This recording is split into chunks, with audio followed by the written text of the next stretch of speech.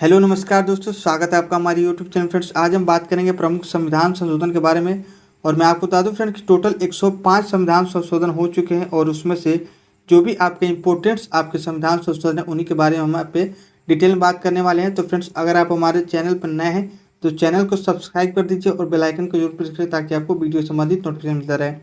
तो फ्रेंड्स, संविधान संशोधन का जो जिक्र है वो भाग 20 के आर्टिकल 368 में किया गया है। तो भारत के संविधान के भाग 20 के जो आर्टिकल 368 में यह कहा गया है कि संविधान संशोधन की प्रक्रिया क्या होगी, इसमें दिया गया है। और इसका जो कॉन्सेप्ट है संविधान संशोधन का, वो दक्षिण अफ्रीका के संविधान से लिया गया है। और अगर बात करें केशवन भारती केस की, तो ये जो है 24 अप्रैल 1973 का केस है और इसमें जो है 13 जजों की बेंच ने फैसला दिया था और सुप्रीम कोर्ट ने ऐसा कहा गया। और इसमें जो हेड थे 13 जजों के, जो भी पीठ था उसमें जो हेड थे एम सिकरी थे। ये सारी बातें आपको नोट कर लेनी है। और इसमें यह सुप्रीम कोर्ट ने कहा है कि संसद को ऐसा अधिकार है कि संविधान के किसी भाग में वो संशोधन कर सकती है, लेकिन जो मूल ढांचा है उसमें कोई परिवर्तन नहीं करेगा। यानी संसद को ऐसा अधिकार दिया गया इस केस में कि वो संविधान के किसी भाग में संशोधन तो कर सकता है, लेकिन जो आपका मूल ढांचा है, बेसिक स्ट्रक्चर है, उसमें कोई संशोधन नहीं कर सकता है। तो क्वेश्चन इसमें ये पूछता है ये तो कब का केस है, तो 24 अप्रैल 1973 का केस है। कितने जजों ने इसमें भाग लिया था? 13 जजों की बेंच इसमें पीठ थी और इसमें जो है जो हेड थे एम सिकरी थे। और मूल ढांचा का कॉन्सेप्ट किस में दिया गया था? ये केशवानंद भारती केस में दिया गया था। ये 3-4 पॉइंट आपको नोट कर लेना है। और भाग 20 के आर्टिकल 368 में और दक्षिण अफ्रीका के संविधान से ये लिया गया है। और जो संविधान संशोधन का जो प्रकार है वो 3 प्रकार से किया जाता है। यानी कितने प्रकार से संविधान संशोधन किया जाता है? तो एक होता है साधारण बहुमत के द्वारा, एक होता है विशेष बहुमत के द्वारा, और एक होता है विशेष बहुमत के साथ साथ राज्यों का अनुसमर्थन भी होना चाहिए। 3 इसके संशोधन यानी 3 प्रकार से संविधान संशोधन किए जाते हैं। इसके बारे में हम डिटेल में बात करेंगे। तो पहला आपका है, उसके बारे में हम देख लेते हैं। पहला आपका साधारण बहुमत है।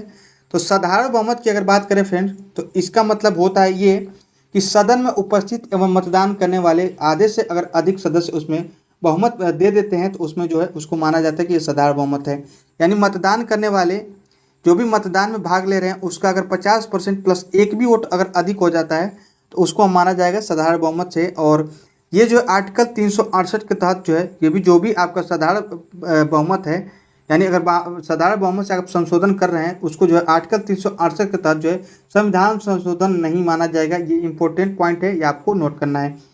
और जैसे कि कौन कौन से संशोधन हमने देखा है साधारण बहुमत से, तो हमने पढ़ा था भाग 1 में कि जो अनुच्छेद 2 है, अनुच्छेद 3 है, यानी अनुसूची 1 में ये आता है। तो पहला पॉइंट ये पूछता है कि किस अनुच्छेद में, तो अनुच्छेद 2 और अनुच्छेद 3 आपको नोट करना है। अनुच्छेद 2 हमने आपको बताया था कि नए राज्यों का प्रवेश और स्थापना की बात करता है और इसमें जो भी आपका परिवर्तन करेगा वो कौन करेगा, तो ये संसद को अधिकार है। और वो जो भी करेगा काम वो कौन करेगा, तो साधारण बहुमत से करेगा, ये कहा गया है आर्टिकल 2 में। और आर्टिकल 3 में हमने बताया था कि जो राज्यों का गठन है उसके सीमा, नाम, क्षेत्र और परिवर्तन, यानी राज्यों के नाम, सीमा, क्षेत्र में परिवर्तन का जो अधिकार है वो भी संसद को ही है और वो जो है साधारण बहुमत से ऐसा करेगी।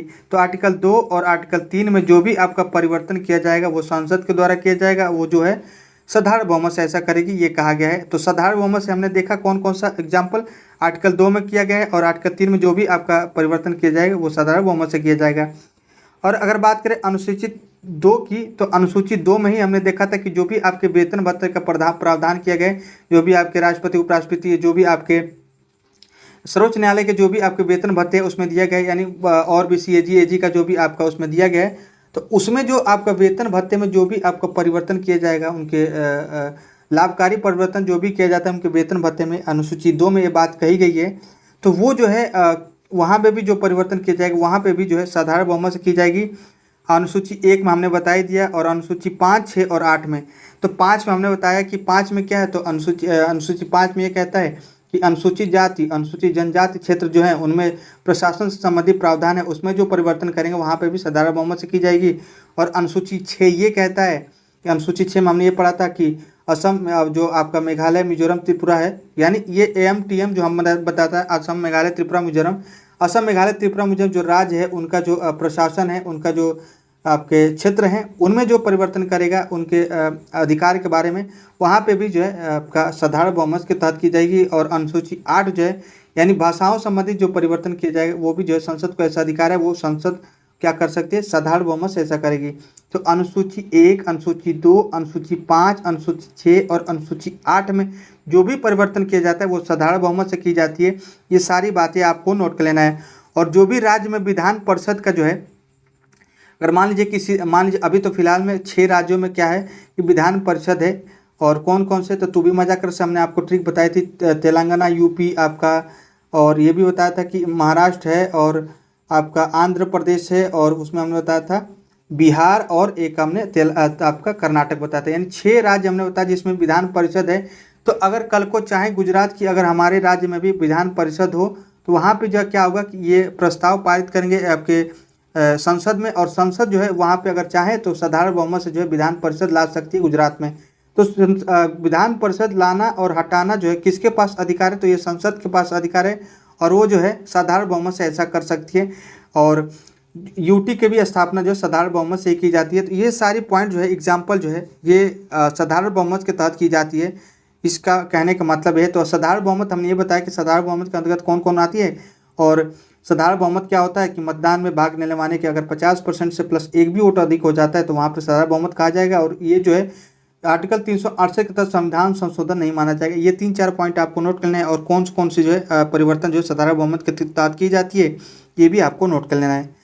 और अगला देख लेते हैं विशेष बहुमत क्या है। तो देखिए फ्रेंड, जो भारत के संविधान में अधिकतर जो परिवर्तन है वो विशेष बहुमत के तहत की जाती है। और अभी हम देखेंगे 100वां संविधान संशोधन से लेके और 105 संविधान संशोधन इसी के अंतर्गत आती है। इसमें कहता है कि विशेष बहुमत क्या होता है, इसके बारे में अगर हम बात करें तो विशेष बहुमत वो होता है कि कुल का 50%, यानी जो भी आपके विशेष बहुमत का तात्पर्य यही है कि सदन का कुल सदस्य संख्या का बहुमत, साथ ही साथ उपस्थित एवं मतदान करने वाले सदस्यों का 2/3 बहुमत होना आवश्यक है, उसको हम बोलते हैं विशेष बहुमत। वही चीज़ें यहाँ पे लिखी गई हैं कि कुल जो भी आपका कुल, मान लीजिए कि लोकसभा में अगर ला रहे हैं तो लोकसभा का कुल सदस्य संख्या का 50% + 1 होना ही चाहिए। उसके साथ साथ उपस्थित एवं मतदान करने वाले का 2/3 बहुमत भी होना चाहिए। जैसे कि अगर विशेष बहुमत है वो किसी भी सदन में लाया जा सकता है, चाहे वो लोकसभा में हो चाहे वो राज्यसभा में, किसी भी सदन में लाया जा सकता है। अगर लोकसभा में ला रहे हैं तो लोकसभा का जो भी आपका टोटल सदस्य है उसका 50% + 1 तो होना ही चाहिए। साथ ही साथ उपस्थित एवं मतदान करने वाले का जो 2/3 बहुमत है उनका भी आपका अनुसमर्थन होना चाहिए। ये होता है विशेष बहुमत। और इसमें एग्जाम्पल कौन कौन से थे, जो भी आपका संविधान संशोधन 1 यानी जो टाइप 1 हमने बताया, और टाइप 3 हम पढ़ेंगे विशेष बहुमत के साथ साथ राज्यों का अनुसमर्थन के द्वारा संशोधन। इसके अलावा जो भी आपका संविधान संशोधन बचता है वो किस में आता है, आपका विशेष बहुमत में आता है। इसके बारे में हम आगे डिटेल में बात करेंगे और आज इसी के बारे में हम यहाँ पे पढ़ने वाले हैं डिटेल में।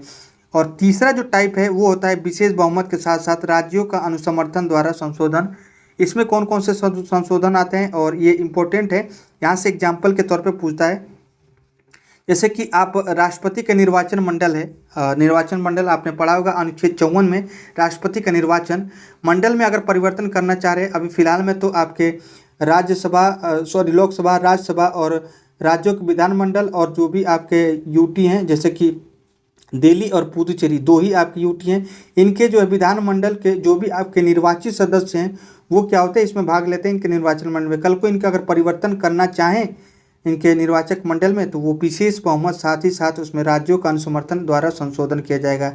ये भी आपको नोट कर लेना है। और इसका ये एग्जाम्पल पहला था। और दूसरा जो है राष्ट्रपति के निर्वाचन की रीति की अगर बात करें, आर्टिकल आप 55 पढ़े थे कि राष्ट्रपति के निर्वाचन की रीति क्या होगी। हमने बताया था कि एकल संक्रमणीय मत गुप्त मतदाता प्रणाली द्वारा अप्रत्यक्ष रूप से जो है और अनुपातिक जो भी आपके समानुपातिक जो है इसका निर्वाचन प्रणाली होती है। तो उसमें जो कल को अगर परिवर्तन करना चाहते हैं आर्टिकल 55 में जो कि राष्ट्रपति के क्या निर्वाचन की रीति होगी, उसमें भी आपका विशेष बहुमत के साथ साथ राज्यों का अनुसमर्थन के द्वारा ही संशोधन किया जाएगा। और अनुसूची जो 4 है राज्यों के सीटों का आवंटन आप पढ़ते होंगे, इसमें दिया गया है राज्यों के सीटों का आवंटन अनुसूची 4, उसमें अगर परिवर्तन करना चाहते हैं तो विशेष बहुमत के साथ साथ राज्यों का अनुसमर्थन होना चाहिए। और सर्वोच्च न्यायालय और उच्च न्यायालय के जो भी आपके सर्वोच्च न्यायालय और उच्च न्यायालय के अगर उनके अधिकार क्षेत्र में अगर परिवर्तन करना चाहते हैं वहाँ पे भी इसी के आधार पर किया जाएगा। और केंद्र राज्य संबंध में भी अगर परिवर्तन करना चाहते हैं, जैसे हमने बताया था कि जो भी आपकी सूचियाँ हैं केंद्र सूची, राज्य सूची, समवर्ती सूची, अगर इनमें परिवर्तन करना चाहते हैं वहाँ पे भी आपको इस प्रक्रिया को लेके चलना पड़ेगा। और स्वयं जो आर्टिकल जो है 368 में अगर परिवर्तन करना चाह रहे हैं, अभी हमने इसी में प्रक्रिया दी गई है और इसमें भी परिवर्तन करना चाहते हैं तो भी यहाँ पे इसी प्रक्रिया के तहत आपको गुजरना पड़ेगा। और अनुसूची 7 हमने आपको बता दिया कि संघ सूची, राज्य सूची, समवर्ती सूची जो इसी के अंतर्गत आती है, तो ये अनुसूची अलग है। और भाग 11 ये केंद्र राज्य संबंध से संबंधित है। तो इनमें अगर परिवर्तन करना चाहते हैं तो तीसरी टाइप के जो है इस प्रक्रिया से आपको गुजरना होगा। उम्मीद है कि इतनी बातें आप समझ गए होंगे कि कौन कौन से आपके संविधान संशोधन है। तो हमने आपको बताया एक साधारण बहुमत है, एक विशेष बहुमत है और एक विशेष बहुमत के साथ साथ राज्यों का अनुसमर्थन। ये 3 टाइप का जो है आपका संविधान संशोधन किया जाता है। और हमने बताया कि जो साधारण बहुमत के तहत जो भी संशोधन किया जाएगा वो आर्टिकल 368 के तहत संविधान संशोधन नहीं माना जाएगा। ये सारी बातें आपने नोट कर ली। और ये भी हमने बताया कि जो साधारण बहुमत है उसमें आर्टिकल अनुसूची हमने 1 बताई, अनुसूची 2 और अनुसूची 5, 6 और 8 जो है इसमें अगर परिवर्तन करना चाहते हैं और विधान परिषद जो भी आपके यूटी की स्थापना करना चाहते हैं और किसी राज्य में विधान परिषद लाना चाहते हैं तो ये साधारण बहुमत के तहत की जाएगी। और भी सारी बातें हमने आपको बताई हैं, उस सभी बात को आपको नोट कर लेना है। तो अब देख लेते हैं कि कौन कौन से संविधान संशोधन किए गए हैं और अब तक कितने संविधान संशोधन किए गए हैं, उन सब बातों को हम यहाँ पे डिटेल में देखने वाले हैं। अब देखेंगे जो भी हमने संविधान संशोधन देखेंगे वो जो है ये दूसरा जो है विशेष बहुमत के तहत संविधान संशोधन किया गया है। ध्यान सुनिएगा फ्रेंड, अधिकतर जो संविधान संशोधन इसी के तहत आती है विशेष बहुमत के द्वारा। तो क्वेश्चन कभी कभी पूछ सकता है कि संविधान संशोधन में अधिकतर संविधान संशोधन जो है किस टाइप के तहत की गई है, तो विशेष बहुमत के द्वारा संशोधन की गई है। और ये दोनों ही जो है हमने बताया दूसरा और तीसरा टाइप इन्हीं के तहत जो है आपके 368 के तहत संविधान संशोधन माना जाता है संविधान संशोधन में। और अब बात कर लेते हैं प्रमुख संविधान संशोधन की। तो फ्रेंड्स पहला जो संविधान संशोधन हुआ था वो 1951 में किया गया था और इसी के तहत जो है जो आपका भूमि सुधार संबंधित कानून है 9वीं अनुसूची जोड़ी गई थी। तो मैंने आपको बताया था फ्रेंड कि टोटल जो है संविधान में मूल संविधान में 8 अनुसूचियाँ थी पहले, उसके बाद से 4 अनुसूचियाँ जो है समय समय पर संविधान संशोधन के तहत जोड़ी गई थी। पहले संविधान संशोधन 1951 के तहत जो है 9वीं अनुसूची जोड़ी गई थी और 52वां संविधान संशोधन 1985 के तहत 10वीं अनुसूची जोड़ी गई थी जिसमें जो है दल बदल संबंधित कानून हम पढ़ेंगे। और 11वीं अनुसूची हमने बताया था 73वें संविधान संशोधन 1992 के तहत जोड़ी गई थी जिसमें जो है पंचायती राज संबंधित बातें कही गई थी। और 12वीं अनुसूची जो है वो जोड़ा गया था 74वें संविधान संशोधन 1992 के तहत, उसमें जो है नगर पालिका संबंधित बातें कही गई थी। तो ये 4 आपके अनुसूचियाँ जोड़ी गई थी समय समय पे संविधान संशोधन के तहत। तो पहले संविधान संशोधन के तहत 2 बातें जोड़ी गई थी, एक तो अनुसूची 9 जोड़ा गया था जिसमें भूमि सुधार संबंधित कानून दिए गए थे और आर्टिकल 15(4) को जोड़ा गया था जिसमें सामाजिक और शैक्षणिक रूप से पिछड़े वर्ग के विशेष प्रावधान किया गया है। और अभी हम पढ़ेंगे कि EWS के लिए जब 15 अब सब क्लास जो 6 पढ़ेंगे आर्टिकल 15 का सब क्लास 6 EWS के लिए जो है 10% आरक्षण दिया गया था इकोनॉमिकल वीकर सेक्शन के लिए। तो यहाँ तो सामाजिक और शैक्षणिक रूप से केवल दिया गया है, लेकिन आर्थिक रूप से पिछड़े वर्ग के लिए 15 जो सब क्लास 6 है उसमें 10% आरक्षण दिया गया 103वां संविधान संशोधन जो हुआ था 2019 में उसके तहत। तो 15(4) जो है ये जोड़ा गया था पहले संविधान संशोधन के तहत। इसमें कहा गया था कि सामाजिक और शैक्षणिक 2 चीज़ें दी गई हैं, सामाजिक और शैक्षणिक रूप से जो भी पिछड़े वर्ग हैं उनके लिए विशेष प्रावधान किया गया है। और आर्थिक रूप से पिछड़े वर्ग के लिए हमने बता दिया कि आर्टिकल 15(6) जोड़ा गया था सब क्लास जो है 15 का आर्टिकल 15 का सब क्लास 6 ये 103वां संविधान संशोधन के तहत जोड़ा गया था। उम्मीद है कि सारी बात आप समझ गए होंगे। और अगला है आपका 7वां संविधान संशोधन, ये जो है 1956 में हुआ था और इसके तहत राज्य पुनर्गठन अधिनियम 1956 लाया गया था। 14 राज्य और 6 केंद्र शासित प्रदेश जोड़ा गया था। और 7वें संविधान संशोधन 1956 के तहत ये भी हमने आपको बताया था कि एक ही राज्य के लिए 2 या 2 से अधिक एक ही राज्यपाल जो है 2 या 2 से अधिक राज्य के लिए हो सकता है, ये भी हमने बताया था। ये 7वें संविधान संशोधन के तहत ये भी कहा गया था कि एक ही जो है मतलब राज्यपाल जो है 2 या 2 से अधिक राज्यों के लिए राज्यपाल मतलब कार्य कर सकता है। ये सारी बातें हम पिछले वीडियो में पढ़ चुके हैं। और 13वां संविधान संशोधन 1962 का ये है, इसमें कहा गया था कि नागालैंड को जो विशेष दर्जा दिया गया था 13वां संविधान संशोधन अधिनियम आपका 1962। तो पहला और 7वां और 13वां जो है ये संविधान संशोधन आपको समझ में आ गए होंगे। तो अगला देख लेते हैं, अगला है आपका 15वां संविधान संशोधन जो है 1963 का है और ये इम्पोर्टेंट है। इसमें यह कहा गया था कि जो हाई कोर्ट के न्यायाधीश की जो सेवानिवृत्ति की जो आयु होगी वो 60 साल से बढ़ा के 62 साल कर दिया गया था। तो ये किस संविधान संशोधन के तहत किया गया था कि जो भी आपके हाई कोर्ट के न्यायाधीश हैं उनकी जो सेवानिवृत्ति है आप पढ़ते होंगे फिलहाल में 6 वर्ष या 62 वर्ष आप पढ़ते होंगे, तो उसमें जो है 62 वर्ष कर दिए गए। ये 15वां संविधान संशोधन 1963 के तहत किया गया है। और 21वां संविधान संशोधन के तहत जो है अनुसूची 8 में 15वीं भाषा के रूप में सिंधी को जोड़ा गया था। और आगे हम देखेंगे कि 71वां संविधान संशोधन होता है आपका 1992 में, और उसके तहत जो है आपका 3 भाषाएं जोड़ी जाती है, नेपाली, मणिपुरी, कोंकणी। और उसके बाद से एक और संविधान संशोधन देखेंगे 92वां संविधान संशोधन 2003 की, उसमें हमने देखेंगे बोडो, डोगरी, मैथिली, सैंताली 4 भाषाएं जोड़ी जाती है। तो टोटल अभी फिलहाल में आपके कितनी भाषाएं हैं अनुसूची 8 में, तो 22 भाषाएं, और मूल संविधान पूछे तो आपकी 14 भाषाएं थी। और समय समय पे इसको संविधान संशोधन के तहत जोड़ा गया था। और 21वां संविधान संशोधन जो है 15वीं भाषा के रूप में जोड़ा गया था अनुसूची 8 में। और 24वां संविधान संशोधन 1971 को जो है संसद के पास संविधान में संशोधन करने की असीमित शक्तियाँ प्रदान की गई थी इस 24वें संविधान संशोधन 1971 के तहत। और इसी पर अंकुश लगाने के लिए केशवानंद भारती केस 1973 लाया जाता है। और ये सारी बातें आपको नोट कर लेना है। अगर बात करें अगला आपका 26वां संविधान संशोधन 1971 की, तो इसमें जो है राजाओं का जो प्रीवी पर्स है उसको समाप्त कर दिया गया था। यानी जो भी राजाओं को जो भी आपके पेंशन दिए जाते थे, जो भी सुविधाएं दी जाती उसको जो है बंद कर दिया गया था। ये भी आपको नोट कर लेना है। तो पूछता है कि राजाओं का प्रीवी पर्स समाप्त कब किया गया था, तो 26वां संविधान संशोधन 1971 के तहत किया गया था। 31वां संविधान संशोधन 1973 का है, और इसमें जो है लोकसभा की सीटों की संख्या जो 525 थी उसको बढ़ा के 545 कर दिया गया था। 36वां संविधान संशोधन 1975, आप जानते होंगे कि सिक्किम को 22वें राज्य के रूप में इसमें दर्जा दिया गया था। और अब देख लेते हैं इंपॉर्टेंट आपका संविधान संशोधन 42वें संविधान संशोधन, और एक है आपका 44वें संविधान संशोधन। ये इंपॉर्टेंट है और यहाँ से पूछता है क्वेश्चन ज़्यादातर। देखिए फ्रेंड, हालांकि इसके बारे में हम पढ़ चुके हैं, लेकिन यहाँ पे एक पास इसको हम देख लेते हैं। तो 42वां संविधान संशोधन जो है 1976 का इसकी आपका संविधान संशोधन है। और ये जो है इसको हम लघु संविधान भी कहते हैं, क्योंकि इसमें बहुत सारे संविधान संशोधन किए गए थे। तो इसमें जो है पहला जोड़ा गया था 42वें संविधान संशोधन के तहत हमने देखा था प्रस्तावना में समाजवाद, पंथनिरपेक्ष और अखंडता सब जोड़े गए थे। और प्रस्तावना में केवल एक ही बार संशोधन किया था 42वें संविधान संशोधन 1976 के तहत। और भाग 4A को जोड़ा गया था मौलिक कर्तव्य में। और मैं आपको बता दूं कि मूल संविधान में कोई मौलिक कर्तव्य नहीं था, और इसके तहत जो है 42वें संविधान संशोधन 1976 के तहत 10 मौलिक कर्तव्य जोड़े गए थे। और आर्टिकल 51A को जोड़ा गया था और भाग 4A को जोड़ा गया था। वहीं अगर भाग 14 की बात करें तो भाग 14A को भी जोड़ा गया था, जिसमें प्राधिकरण आप पढ़ते होंगे। और इसमें आर्टिकल 323 A से लेकर 323B तक जोड़ा गया था। प्रस्तावना की बात हम कर चुके हैं। 39A में यह कहा गया था जो भी निःशुल्क विधिक कानूनी सलाहकार थे, यानी निःशुल्क कानूनी सहायता प्राप्त करना, ये किस में दिया गया था, तो आर्टिकल 39A में आप पढ़ते होंगे आपके DPSP में। तो वो भी जो आपको कहाँ से दिया गया है, तो 42वें संविधान संशोधन 1976 के तहत ये अधिकार दिया गया है। और आप पढ़ते होंगे 48A, जिसमें पर्यावरण संबंधी सुरक्षा जो है, यानी आपके जो भी वन एवं वन्य जीव संरक्षण अधिनियम पढ़ते होंगे, पर्यावरण सुरक्षा अधिनियम पढ़ते होंगे, तो पर्यावरण संबंधी सुरक्षा जो भी प्रदान किया गया है वो आर्टिकल जो 48A पढ़ते होंगे DPSP में ही, तो वो 42वें संविधान संशोधन 1976 के तहत ही जोड़ा गया है। और आप पढ़ते होंगे शिक्षा, वन्य जीव मापतौल और जनसंख्या संबंधी जो आपके राज्य सूची में पहले विषय था, और वो जो है राज्य सूची से हटा के किस में डाल दिया गया, तो इसको जो है आपके समवर्ती सूची में डाल दिया गया है। तो शिक्षा संबंधी प्रावधान और वन एवं वन्य जीव मापतौल, जनसंख्या, और ये सारी बातें जो है 42वें संविधान संशोधन के तहत ही जोड़ी गई थी। और इसको जो है किससे हटा के, तो राज्य सूची से हटा के समवर्ती सूची में जोड़ दिया गया था। तो उम्मीद है कि इतनी बातें आप समझ गए होंगे 42वें संविधान संशोधन के बारे में। और भी बातें हम पढ़ चुके हैं, फिलहाल में अभी इतना ही आपको नोट कर लेना, इंपॉर्टेंट है। अगला देख लेते हैं 44वें संविधान संशोधन 1978 के बारे में।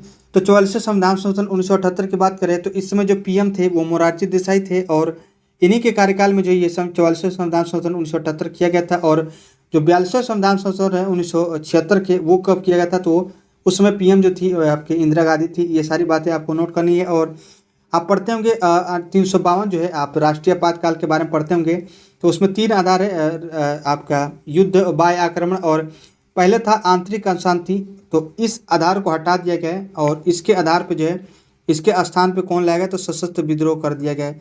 तो आंतरिक अशांति पहले थी आपके राष्ट्रीय आपात में, 3 आधार था, युद्ध एवं बाह्य आक्रमण और आंतरिक अशांति के आधार पे क्या कर सकते हैं, तो राष्ट्रपति जो है राष्ट्रीय आपात लागू कर सकते हैं।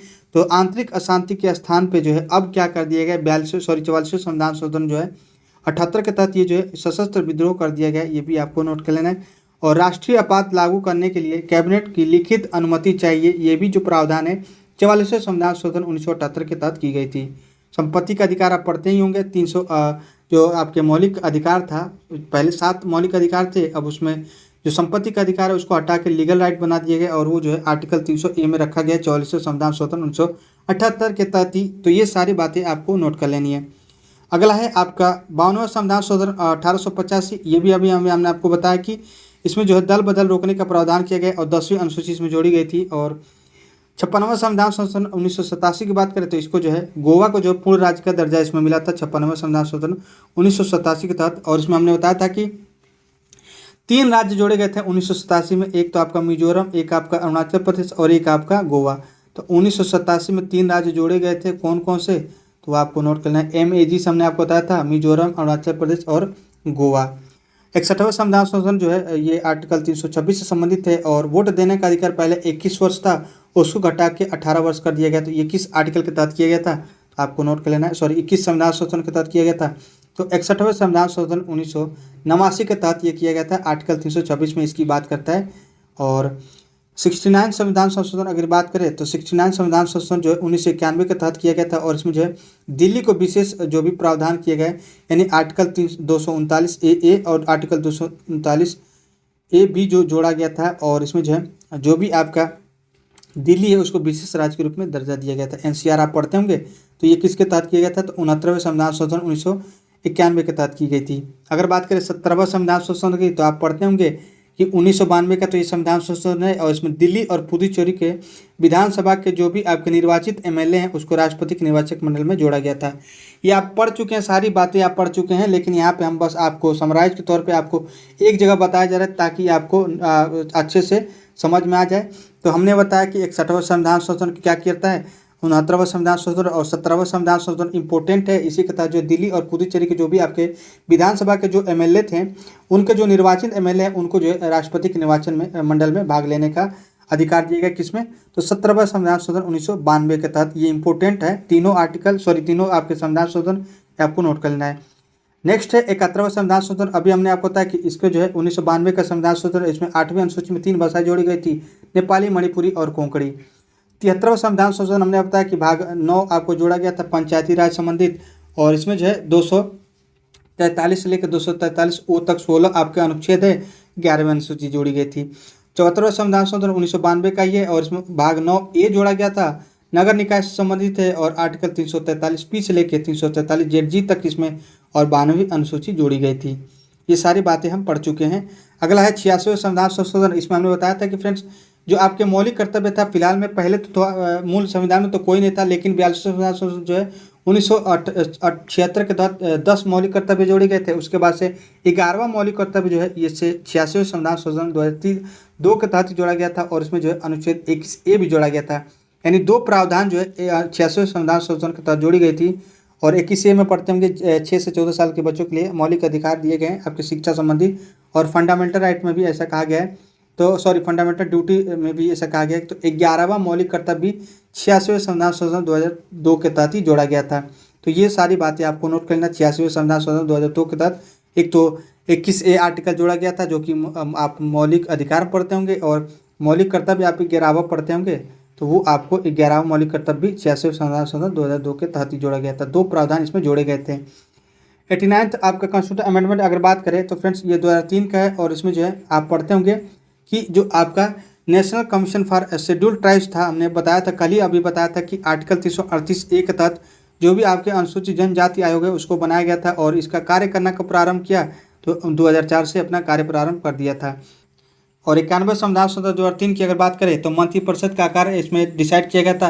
ये भी हम पढ़ चुके हैं कि मंत्रिपरिषद का आकार किस प्रकार होगा। तो फ्रेंड्स हमने बताया था कि लोकसभा का केंद्र में अगर बात करें तो केंद्र में लोकसभा के जो भी आपके लोकसभा है उनके सीटों का 15% से अधिक नहीं होना चाहिए, जिसमें जो है यानी लोकसभा के संख्या के 15% से अधिक नहीं होना चाहिए। ये आपको कहा गया 91वें संविधान संशोधन 2003 की कि मंत्रिपरिषद का आकार होगा। तो मंत्रिपरिषद जो है अगर केंद्र की बात करें तो केंद्र का मंत्रिपरिषद जो है लोकसभा के जो भी सदस्य हैं उसके जो भी आपकी सीट है उसका जो है 15% से अधिक नहीं होगी, और राज्यों में विधानसभा के जो भी आपका विधानसभा है उसका 15% से अधिक नहीं होगा। उसमें भी आपके लोकसभा में आपके प्रधानमंत्री शामिल होंगे और उसमें भी आपके राज्यों में अगर बात करें तो उसमें मुख्यमंत्री शामिल होंगे। यानी मंत्रिपरिषद की बात करें तो केंद्र के लिए अगर बात करें मंत्रिपरिषद की तो लोकसभा के सीटों का जो है जो भी आपके लोकसभा की संख्या है तो लोकसभा की सीटों की संख्या का 15% से अधिक नहीं होना चाहिए, ये कहा गया है। और विधानसभा की बात करें तो राज्यों में विधानसभा में अगर कहें तो उसमें विधानसभा की जो आपकी सीट हो उसके 15% से अधिक नहीं होना चाहिए। एक अपवाद है केवल आपका दिल्ली, जो भी इसमें यह कहा गया कि इसमें एक अपवाद है कि विधानसभा जो है दिल्ली का अगर बात करें मंत्रिपरिषद की, तो इसमें जो है विधानसभा जो दिल्ली का है उसमें 10% से अधिक नहीं होगा। तो 10% की यहाँ कही गई है बात, ये कई बार क्वेश्चन पूछा है, ये तीनों आपको नोट कर लेना है। और इसमें जो अगर केंद्रीय मंत्रिपरिषद में आपके मुख्यमंत्री प्रधानमंत्री शामिल होंगे और राज्यों के जो आपके मंत्रिपरिषद है उसमें मुख्यमंत्री शामिल होंगे इस 15% में ही। ये सारी बातें आपको नोट कर लेना है। 92वां संविधान संशोधन, अभी हमने बताया कि 2003 में जो है 8वीं अनुसूची में 4 भाषाएं जोड़ी गई थी, बोडो, डोगरी, मैथिली, संताली। बोडो मास से आपको नोट कर लें, ये ट्रिक है। और अगला है आपका 97वां संविधान संशोधन 2011 की, इसके बारे में भी हम पढ़ चुके हैं। और इसमें जो है आपके भाग 9B जोड़ा गया था, सहकारी समिति, आर्टिकल 243ZH से 243ZD तक इसमें जोड़ा गया था। और इसमें जो है अनुच्छेद 1 जोड़ा गया था, आप DPSP में पढ़ा भी था कि आर्टिकल 43 भी, जो कि सहकारी समितियों के बारे में बताता है। और अनुच्छेद 19 का जो सब क्लास 1 है उसी हम पढ़ते हैं, वहाँ पे भी हमने बताया था कि सहकारी समितियों का बनाने की स्वतंत्रता है, यानी शांतिपूर्ण संघ बनाने का जो हमने बताया था, सहकारी समितियों बनाने का अधिकार जो है वो स्वतंत्रता से संबंधित अधिकार हमने पढ़ा था आर्टिकल 19(1) का सब क्लास C में। वो भी जो है 97वां संविधान संशोधन 2011 के तहत जोड़ा गया है और भाग 9B को जोड़ा गया था। तो सहकारी समिति का वर्णन किस में किया गया है, तो ये जो है 97वां संविधान संशोधन 2011 के तहत इसको जोड़ा गया था और इसका जो है जिक्र भाग 9B में किया गया है। और आर्टिकल की बात करें तो आर्टिकल 2 जगह है, तो आर्टिकल 43B और आर्टिकल 19(1) में। 99वें संविधान संशोधन 2014 की बात करें तो एकमात्र ऐसा संविधान संशोधन जो है सर्वोच्च न्यायालय से असंवैधानिक करार दे दिया, यानी जो है 99वां संविधान संशोधन जो है ये क्या किया गया, 2014 का संविधान संशोधन है और एकमात्र ऐसा संविधान संशोधन जो सर्वोच्च न्यायालय ने इसको क्या किया था, असंवैधानिक करार दिया गया था। इसमें क्या था कि पहले जो था फ्रेंड्स कि जो भी आपके सर्वोच्च न्यायालय के मुख्य न्यायाधीश हैं उनकी जो नियुक्ति है कोलेजियम के आधार पर की जाती थी, लेकिन उसके बीच में एक उसको हटा के, कोलेजियम प्रणाली को हटा के NJAC लाया गया, राष्ट्रीय न्यायिक नियुक्ति आयोग, नेशनल जुडिशियल अपॉइंटमेंट कमीशन कहते हैं, उसके स्थान पे इसको लाया गया था NJAC को। तो NJAC को भी क्या किया गया, तो खारिज कर दिया गया था। फिर से अभी फिलहाल में जो है इसमें जो थे NJAC है उसमें जो है 6 सदस्य होते थे और कॉलेजियम में पहले 5 होते थे। अभी भी कॉलेजियम प्रणाली चल रही है, तो कॉलेजियम प्रणाली के आपके आधार पे जो है राष्ट्रपति जो होते हैं आपके मुख्य न्यायाधीशों के, यानी सर्वोच्च न्यायालय के जो भी न्यायाधीश हैं उनकी नियुक्ति करते हैं। तो अभी फिलहाल में क्या चल रहा है, तो कॉलेजियम प्रणाली चल रही है।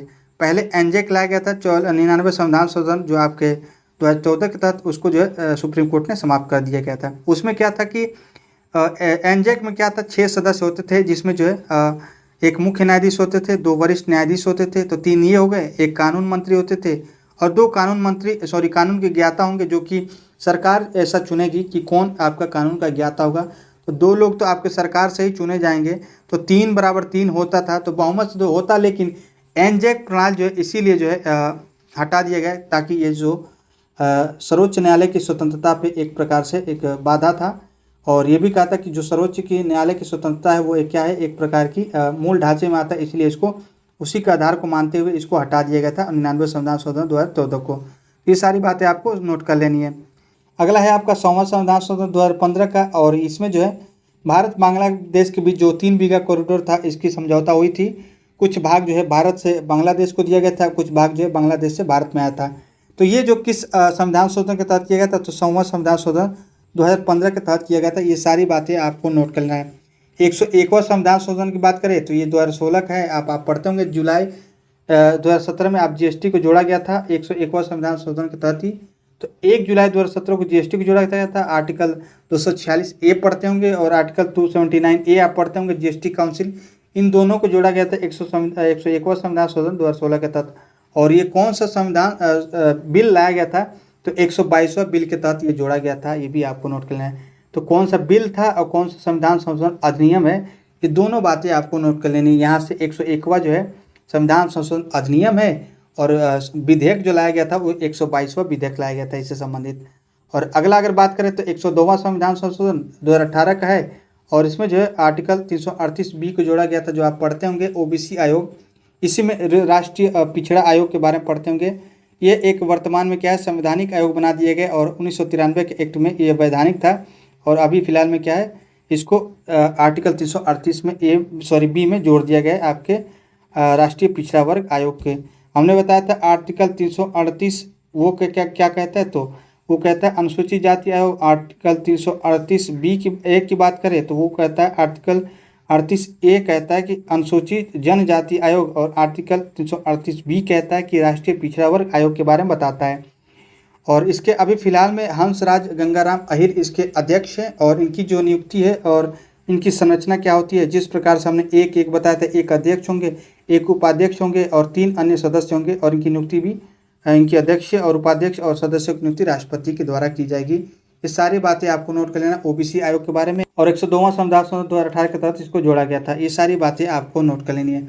और ये कौन सा बिल लाया गया था, तो ये भी आपको नोट कर लेना है। तो 102वां संविधान संशोधन है 123वां विधेयक 122वां विधेयक के तहत 101वां संविधान संशोधन लाया गया था, और 123वां विधेयक के तहत यानी जो भी संशोधन विधेयक लाया गया था 123वां संशोधन विधेयक के तहत जो है 102वां संविधान संशोधन किया गया था। और अगला देख लेते हैं 103वां संविधान संशोधन। इसके बारे में हम बात कर ही चुके हैं कि 103वां संविधान संशोधन 2019 का ये लाया गया था, और इसमें जो है आर्टिकल 15 का सब क्लास 6 और आर्टिकल 16 का सब क्लास 6 जोड़ा गया था। और इन दोनों में जो है एक तो शैक्षणिक में और एक जो है आपके सरकारी जो नियोजन है यानी नौकरियों में, इसमें 10% आरक्षण दिया गया था ईडब्ल्यूएस के लिए। ये 103वां संविधान संशोधन के तहत लाया गया था, और ये जो है 2019 का ही है। और किस बिल के तहत लाया गया था, तो 103वां जो है 124वां संविधान संशोधन विधेयक के तहत लाया गया था। 103वां संविधान संशोधन अधिनियम बना था। तो ये सारी बातें आपको नोट कर लेना है। और 104वां संविधान संशोधन की बात करें तो इसके तहत जो है अभी, और ये जो कौन सा विधेयक है, तो 126वां विधेयक है, ये भी आपको नोट करना है। तो ये सारी बातें जो क्वेश्चन के रूप में पूछा गया है, तो ये कौन सा विधेयक है, देखिए 125वां जो विधेयक लाया गया था उसको समाप्त कर दिया गया। 101वां हमने बताया 122वां विधेयक के द्वारा, 102वां संविधान संशोधन 123वां विधेयक के द्वारा, 103वां संविधान संशोधन 124वां विधेयक के द्वारा, और 125वां जो है संविधान विधेयक जो लाया गया था, संविधान संशोधन विधेयक, ये जो है पारित नहीं हो पाया था, यानी एक्ट नहीं बन पाया, तो इसको समाप्त कर दिया गया था। और 126वां विधेयक जो लाया गया था वो किससे संबंधित था, 104वां संविधान संशोधन इसके तहत लाया गया, और इसमें जो है SC/ST के जो सीटों का आरक्षण है 10 वर्षों के लिए विस्तार किया गया था, यानी बढ़ाया गया था। 2020 से लेकर 2030 तक कर दिया गया। और आंग्ल भारतीय जो था पढ़ते होंगे लोकसभा और विधानसभा में जो आरक्षण होता है, तो लोकसभा में 2 सीटों का आरक्षण और राज्य विधानसभा में आपके 1 सीटों का जो आरक्षण था उसको हटा दिया गया। और बात करें 105वें संविधान संशोधन अधिनियम की 2021 का अधिनियम है, और बिल कौन सा था, तो 127वां विधेयक था। तो 127वां संविधान संशोधन विधेयक के तहत जो है 105वां संविधान संशोधन अधिनियम ये बन गया था। बाद में अगर पारित हो जाता है कोई भी विधेयक, वो क्या होता है, एक्ट के रूप में बन जाता है। यानी कोई भी बिल अगर दोनों सदनों से पारित होकर राष्ट्रपति के पास अनुमति मिल जाती है तो वो क्या बन जाता है, एक्ट बन जाता है। और इसमें यह कहा गया था कि ओबीसी में कौन कौन शामिल होगा, ये किसको तय करने का अधिकार है, तो ये राज्य को अधिकार है कि कौन ओबीसी में शामिल होगा, ये राज्य को ऐसा अधिकार है वो कर सकता है। तो ये सारी बातें हमने देख ली जो भी इम्पोर्टेंट आपके संविधान संशोधन से रिलेटेड थे। तो उम्मीद है कि सारी बातें आपको समझ में आई होंगी। तो फ्रेंड्स, ये थे आपके कुछ इम्पोर्टेंट आपके संविधान संशोधन जो कि आपको याद रखने हैं, और यहाँ से क्वेश्चन आपको एग्जाम में देखने को डेफिनेटली मिलेंगे। मिलते हैं नेक्स्ट वीडियो में, तब तक के लिए जय हिंद।